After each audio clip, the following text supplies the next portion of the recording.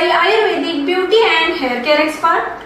तर पावसाळा सुरू झाला की आपण तयारी करतो ते रेनकोट, छत्री, वॉटरप्रूफ बॅग्स, पर्स तसेच पावसाळी शूज. तर या सर्वांची जशी तयारी करतो तशीच आपण हेअर केअरचीही करणे गरजेचे असते. म्हणजेच आपण हेअर केअर साठी कोणत्या टिप्स फॉलो करायला पाहिजे ते आज आपण पाहणार आहोत. म्हणजेच आज एक आपण न्यू टॉपिक पाहणार आहोत, तो म्हणजे hair care tips for monsoon part 1. तर श्रोते हो, पावसाळा म्हटलं की पाऊस हा पडणारच, ते सर्वांना माहीतच आहे. तर यामध्ये आपण 2 प्रकारच्या टिप्स पाहणार आहोत या पार्ट 1 मध्ये. त्यापैकी फर्स्ट टिप आहे avoid waiting hair in rain water. म्हणजेच काय, तर पावसाच्या पाण्यामध्ये केस ओले करणे शक्यतो टाळा, किंवा असेही म्हणू शकतो protection of hair from rain water. तर पावसाळा म्हटलं की पावसामध्ये भिजणं हे होतच म्हणा, पण डेली पावसामध्ये भिजणं किंवा वारंवार पावसामध्ये भिजणं हे शक्यतो तुम्ही टाळायचे आहे. कारण पावसाच्या पाण्यामध्ये भिजल्यामुळे जसे हेल्थ रिलेटेड इश्यूज निर्माण होतात, जसे कोल्ड, कफ, फीवर, तसेच हेअरशी रिलेटेड ही प्रॉब्लेम निर्माण होऊ शकतात.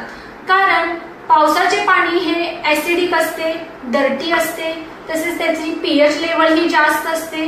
त्यामुळे आपल्या जो हेअरचा क्युटिकल लेअर असतो तो डॅमेज होण्याची शक्यता या पावसाच्या पाण्यामुळे असते.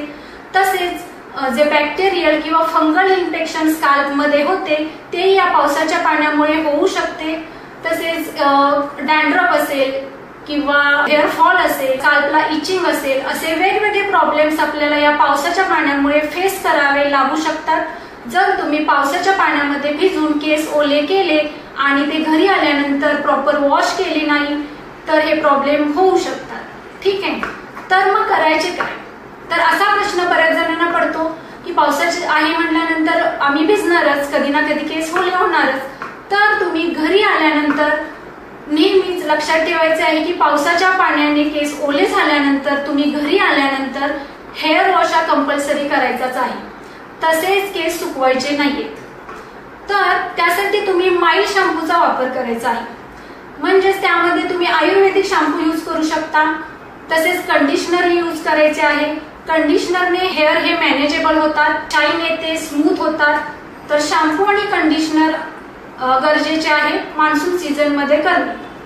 त्यानंतर तुम्ही पावसाच्या पाण्यापासून संरक्षण करण्यासाठी हेअर कॅप ही वापरू शकता.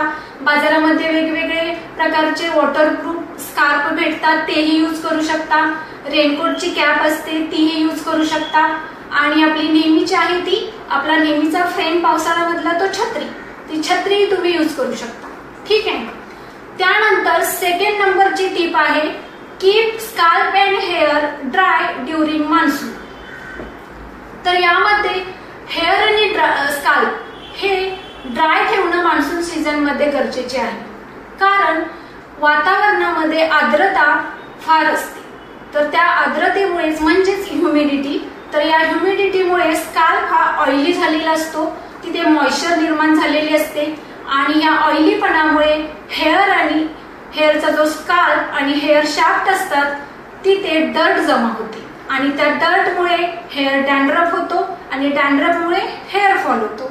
हे एक समीकरणच तयार होते. त्यामुळे शक्यतो पावसाळ्यामध्ये ओले केस करणे टाळायचे तर आहेच, थोड्या वेळापूर्वी सांगितल्याप्रमाणे. आणि दुसरी जी टीप आहे तीही आपण फॉलो करायची आहे, ते म्हणजे स्काल्प आणि हेअर हे नेहमी ड्राय ठेवायचे आहे. त्यासाठी तुम्हाला आठवड्यातून म्हणजे स्त्रियांना आठवड्यातून 3 वेळा हेअर वॉश करणे गरजेचे आहे. त्यासाठी तुम्ही माइल्ड शॅम्पू आणि कंडिशनरचा वापर करू शकता. त्यानंतर पुरुषांनीही डेली हेअर वॉश करा, पण शक्यतो डेली शॅम्पू यूज करू नका. तर आठवड्यातून 2 वेळा मात्र पुरुषांनी शॅम्पू यूज केला तरी चालेल.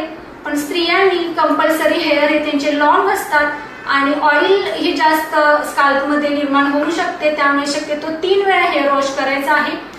तर अशा प्रकारे आज आपण या मान्सून सीझन मध्ये हेअर केअर टिप्स काय फॉलो करायला पाहिजेत त्या 2 प्रकारच्या हेअर टिप्स पाहिल्या. त्या तुम्हाला कशा वाटल्या हे कमेंट सेक्शन मध्ये मला जरूर कळवा. आणि ह्या हेअर केअर टिप्स तुम्ही नक्की फॉलो करा, तुम्हाला फायदा हा नक्की होईल. तर अजूनही काही हेअर केअर टिप्स आपण पाहणार आहोत ते पार्ट 2 मध्ये.